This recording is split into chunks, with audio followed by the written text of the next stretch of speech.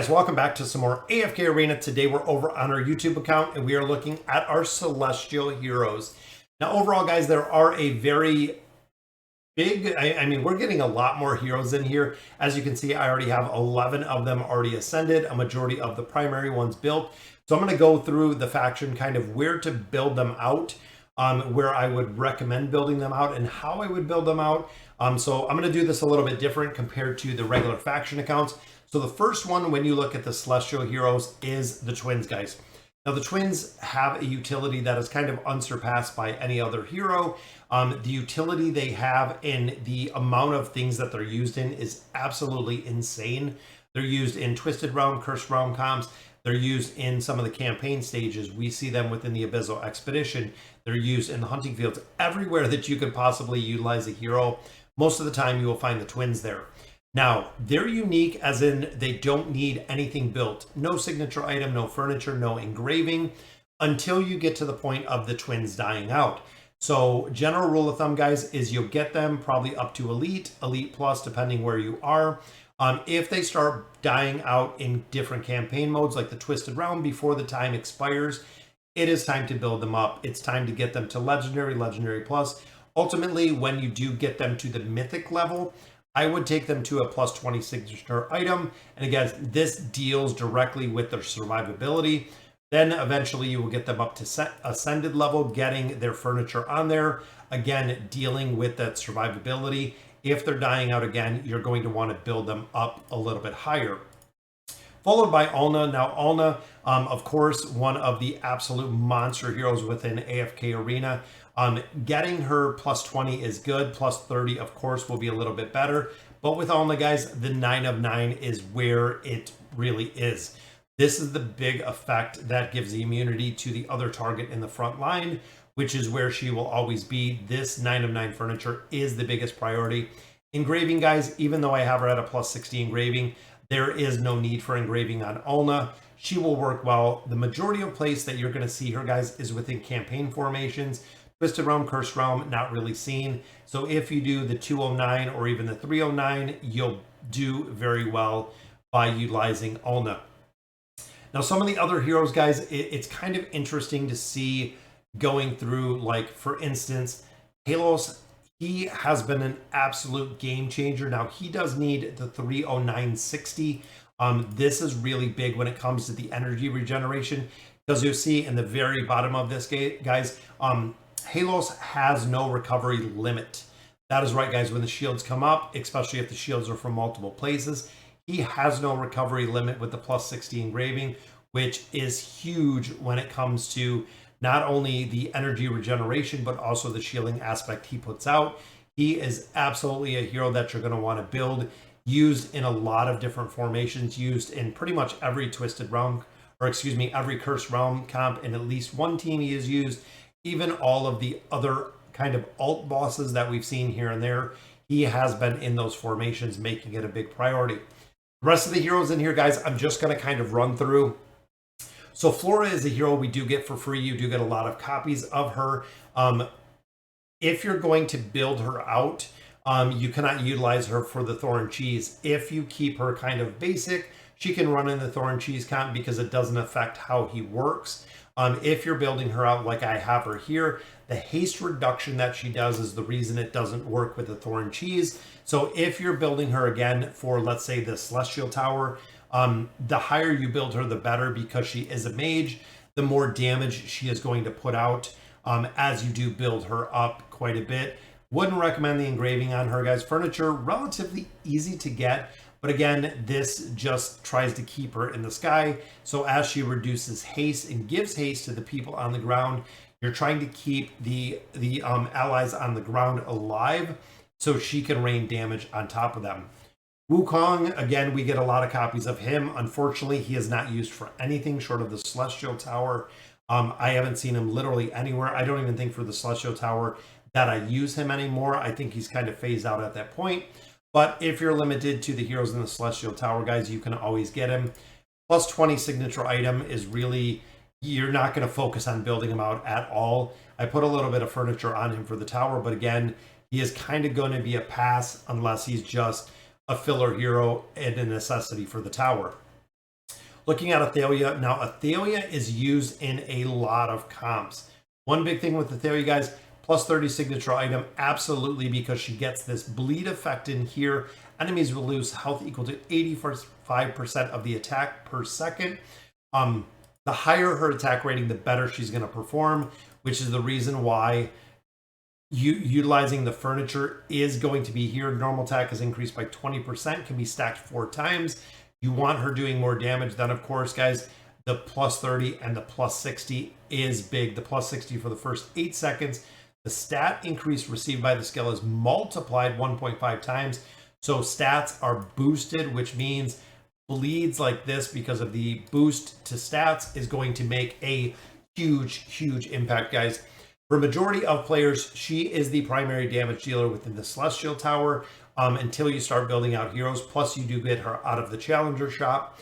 Now, behind Zolrath, I would probably pick up Zolrath first before I picked up Athelia. But once Zolrath is up to that Ascended 1-star, I would absolutely focus on Athelia, which is what I'm doing, going ahead and building her out. In addition, guys, her engraving does give a crit damage amplification. So if she crits a target, she is going to be doing more damage, which is absolutely devastating when it comes to PvP, when it comes to campaign stages, when it comes to a lot of the Cursed Realm bosses. She does incredibly well with the damage she puts out. Ulna, we had already touched on. Now, the original version of Talene, surprising enough, guys, her with her in formations, being a support hero, still doing an incredible amount of damage. She is still one of the very high priority sought after heroes because in comparison to the Awakened Talene, she heals when the Awakened Talene actually gives you a shield. This Talene will heal. She does an incredible amount of damage. Still used within Twisted Realm comps. If you don't have the Awakened version, still used within the Twisted Realm and the Cursed Realm comps. She is utilized in the Cursed Realm comps that we're utilizing right now, which is very important to see. So I would build her out, guys, plus 30 for her. The 9 of 9, the thing with, if you're running her with Orthos, she has to be the strongest one in the formation. So that is why I actually built her up to a 31 signature item, because I wanted her to be stronger in a formation that I was running with Helos to actually mitigate some of the effects that we have on Orthos. Now, Halos, we actually talked about. Twins, we talked about. Morael. Now, Morael, outside of the Celestial Tower, and also the Twisted Realm Dark Namora, and the Cursed Realm, she is used in all of those game modes, which makes her a little bit of a higher priority to build. She runs with Torn. We've actually seen her in a couple different formations, doing incredibly well and doing a considerable amount of damage, which is the reason, guys, with these heroes, Celestials and Hypogeans, the 309 on here works incredibly well. I'm even doing the engraving, trying to increase the damage to, again, min-max within that Twisted Realm. Audrey, another one, we see her within a couple different formations. We've seen her making way into some of the Cursed Realm comps. We've seen her in a couple different places. And another thing with her, guys, is the damage within the Celestial Tower. Once you get one team, you can do pretty well. When you start getting into 2 teams in the Celestial Tower, all of a sudden it gets incredibly difficult because you don't have enough damage with the heroes you possess to actually move the needle within there. If you don't have the Awakened version of Talene like I do not, it is incredibly hard to make progression in the tower. I feel like I need more damage in getting some of these heroes built up. 309, absolutely, guys, with damage heroes, building out the plus 30 and the plus 60 for them does make a really big difference, even with the defense reduction rate here. You're going to want to completely max out again with the celerity, Duracelerity. You want to maximize the damage that she's doing. If she's not doing damage, or if you don't have her built out, you're really nullifying exactly what she can do because she's a damage dealer. Looking at Zafriel, he has kind of taken a little bit of a backseat. He was in the invade team meta formations, but not really utilized that much. We see him every now and then within formations in the Cursed Realm. The Celestial Tower, of course, is going to be used. PvP, I see him in some formations, but some players, I don't know, either don't have him built or haven't utilized him. But another hero, guys, that the higher you build him out, the more damage he is going to perform. Orthos. Now, Orthos is pretty unique.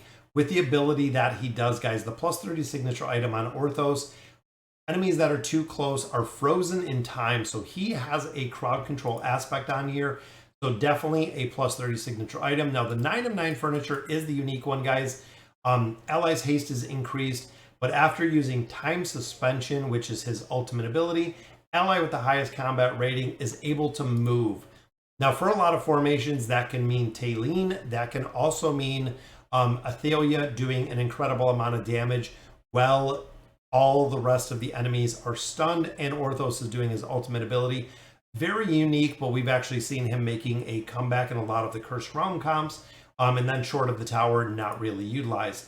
Now, Awakened version of Talene, again, she has utility within the tower. We see her in some Cursed Realm comps, but the heroes are incredibly expensive to build. So most of the players that I've talked to have said Awakened Brutus or Awakened Thane are really the two priorities, followed by Talene. So Talene did take kind of a third.